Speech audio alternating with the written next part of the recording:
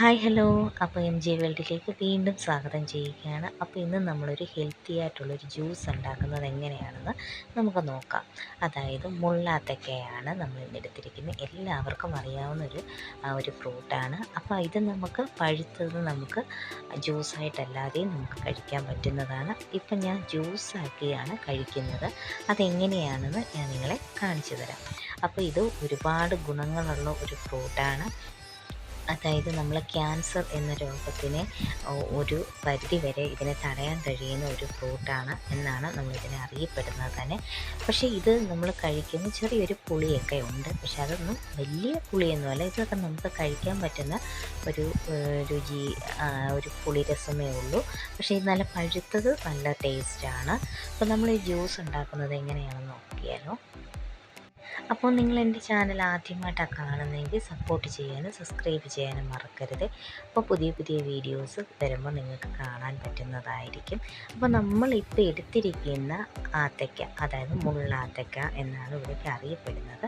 നിങ്ങളുടെ നാട്ടിൽ വേറെ എന്തെങ്കിലും പേരായിരിക്കും, പക്ഷേ ഇതാണ് സംഭവം.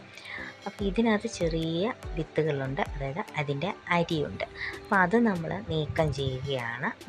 നമ്മൾ ഈ ചക്ക എങ്ങനെയാണ്, ചക്ക പോലെയാണ് കേട്ടോ, കൈതച്ചക്ക അങ്ങനെയല്ലേ അത്. പക്ഷെ അതിന് മുള്ളാണ്, ഇതിനും ഈ മുള്ള് നമ്മുടെ ശരീരത്തിൽ മുറിയത്തുന്നത്. കൈതച്ചക്കയുടെ മുള്ളാണെങ്കിൽ നമ്മുടെ കയ്യിലൊക്കെ കൊള്ളും, അതൊരു വേദന പോലെ.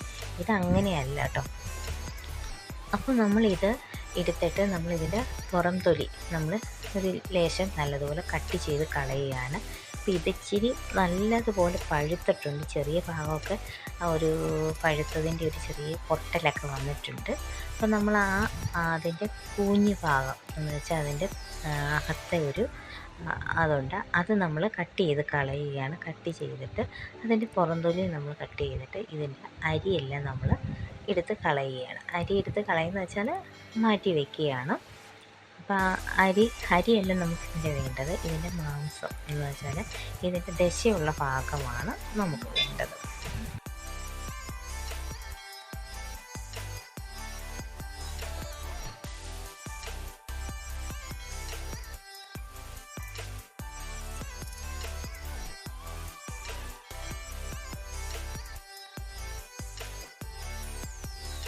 ഇത് നമുക്ക് PCOD ഉള്ളവർക്കൊക്കെ ഇത് കഴിച്ചാൽ ഒരുപാട് ഗുണങ്ങളുണ്ട്.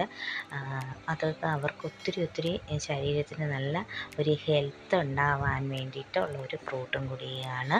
അപ്പോൾ ഇത് കഴിക്കുന്നതുകൊണ്ട് ആർക്കും തന്നെ ഒരു ദോഷമൊന്നും ഉണ്ടാവുകയില്ല കേട്ടോ. ഇപ്പോൾ സാധാരണഗതിയിൽ നല്ല എന്താ പറയുക, നല്ല വേനൽക്കാലത്താണെന്ന് തോന്നുന്നു ഇത് കൂടുതലായിട്ട് കണ്ടുവരുന്നതെന്ന് തോന്നുന്നു. അപ്പോൾ ഞാനിത് മുറിച്ചപ്പോൾ തന്നെ കുറച്ച് കഴിച്ചു. പിന്നെ ഇനി ജ്യൂസ് ഉണ്ടാക്കാൻ വേണ്ടിയിട്ട് കുറച്ച് മുറിച്ച് മാറ്റി വയ്ക്കുകയാണ്. അപ്പോൾ നമുക്ക് ജ്യൂസ് ഉണ്ടാക്കുന്നത് എങ്ങനെയെന്ന് നമുക്ക് കണ്ടാലോ.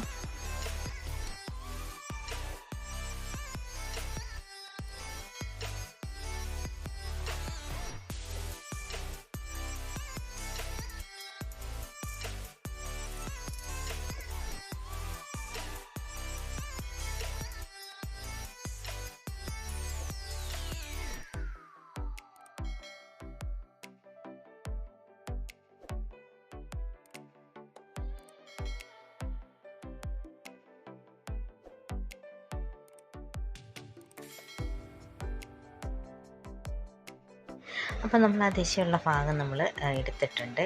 അതിൻ്റെ അരിയെല്ലാം ഒന്ന് മാറ്റിയിട്ട് നമ്മളൊരു മിക്സിയുടെ ജാറിലേക്ക് എടുക്കുകയാണ്.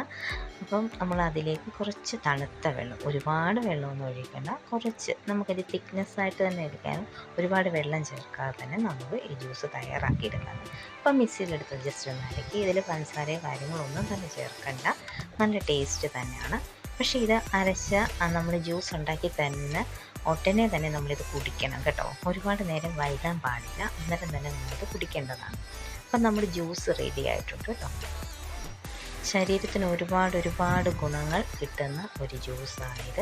അപ്പോൾ ഇത് ഇച്ചിരി തിക്നെസ്സായിട്ടാണ് ഇരിക്കുന്നത്. നമുക്ക് ഇച്ചിരി വേണമെങ്കിൽ തണുത്ത വെള്ളം ഒഴിച്ച് നമുക്കൊന്ന് മിക്സ് ചെയ്ത് ആ മിക്സിയുടെ ജാറിൽ ഒഴിച്ച് നമുക്ക് ഒന്നും കൂടി ഇതിനകത്തോട്ട് ഒഴിക്കാവുന്നതാണ്. അപ്പോൾ ഇത് നല്ല നമുക്ക് കുടിക്കാൻ പരുവത്തിനായിട്ടുണ്ട്. അപ്പോൾ ഇത് ശരീരത്തിന് ഒരുപാട് ഹെൽത്തി ആയിട്ടുള്ളൊരു ജ്യൂസാണ് നമ്മളിന്ന് തയ്യാറാക്കിയിരിക്കുന്നത്. അപ്പോൾ ഇന്നത്തെ വീഡിയോ ഇഷ്ടമായെന്ന് കരുതുന്നു. പുതിയ വീഡിയോയുമായി കാണും വരെ ഓക്കെ, ബൈ.